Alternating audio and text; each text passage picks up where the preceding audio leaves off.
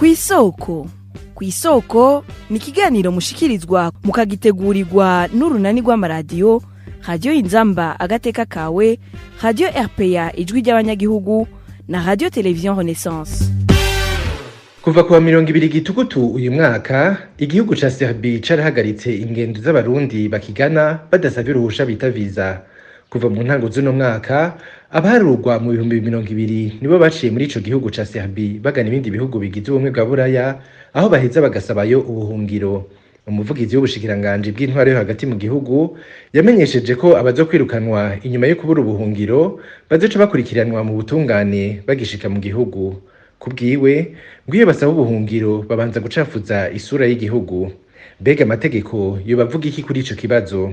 Inyishu ni muri kino kiganiro kw'isoko mukagishikirizwa na Pierre Gahungu. Ndabahaye ikaze.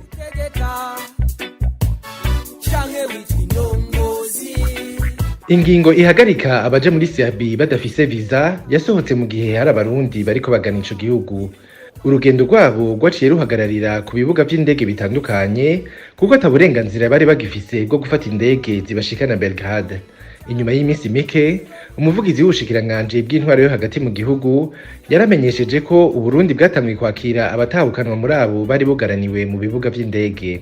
Pierre Nkurikiye akaba yaranagabishije abarundi bariko basaba ubuhungiro babanje kubesha ko bariko baraburabuzwa yuko umunsi birukanywe bakagarukanwa mu Burundi bazoca bakurikiranwa n'ubutungane. Hari n'amakuru twaronse uno munsi abari baramaze gushika muri biriya bihugu aho binyegeje, turafise amakuru ko baca bagenda babesha yuko mu gihugu c'u Burundi bariko baraturatuza.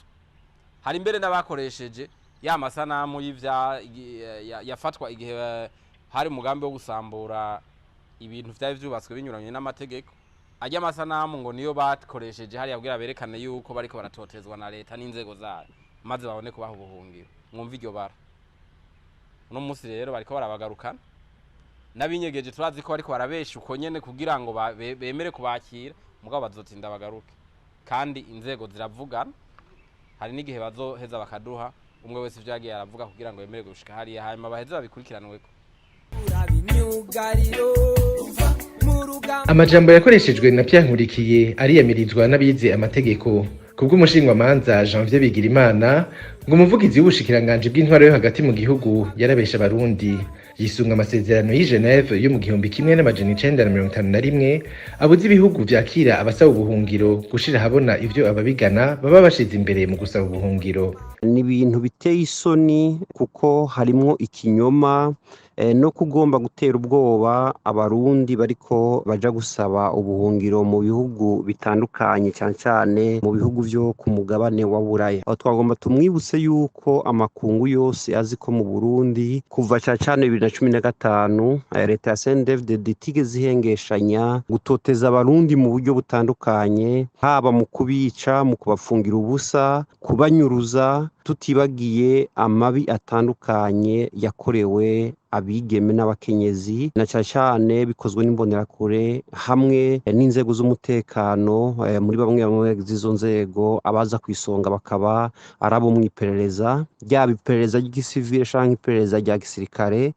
Tukibutsa rero umuvugizi yuko ivyo kuhonyanga agateka kazina muntu mu Burundi bitigeze bihagarara ku buryo uno munsi abantu bariko barahunga atacobuza yuko baronka ubwo buhungiro kandi bataba bariko barabesha nk'uko uwo muvugizi w'ubwo bushikiranganje ariko arabivuga. Ikindi yabeshe kumbure yakivuze mu ntumbero y'ukutamenya canke gutera ubwoba abantu no kwibaza yuko ibihugu baja gusabamwo ubuhungiro ngo vyoba bizohava bibabwira ivyo bavuze bariko basaba ubuhungiro. Twagomba tumwibutse yuko amasezerano akingira impunzi cyane amasezerano y'i Geneve 51 atemera yuko ibihugu bija kuvuga yuko umuntu yahunze ibishanke biriya shanke ivyemeza aba yatanze bariko babiha igihugu aba yarahunze.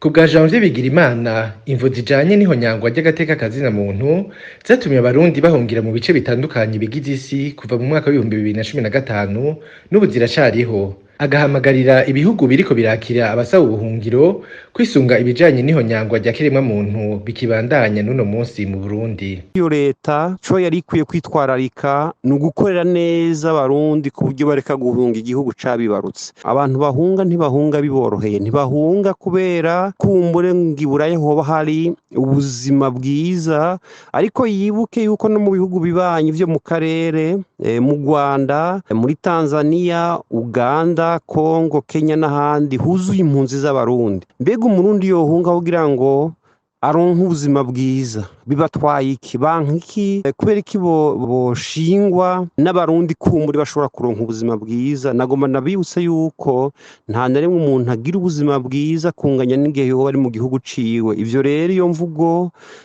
y'agahemo y'uguhisha mwosi inzu iriko irasha, twibaza yuko ari imvugo bari bakwiye guhagarika, bakareka gutera ubwoba abantu, bakareka kubesha, ahubwo bakitaho kuraba ivyotuma Uburundi buba nyabagendwa, ivyotuma abarundi bose bashobora kuba mu gihugu cabo. Nta kuntu umuntu yotaha mu gihugu ciwe ngo acakurikiranwa, ivyo ahubwo bigatuma ivyo bihugu bikwiye guha ubuhungiro abantu bose bariko barahunga Uburundi, kuko murumva yuko n'abariko bavuga yuko bazosubiza inyuma bazoheza bagakurikiranwa.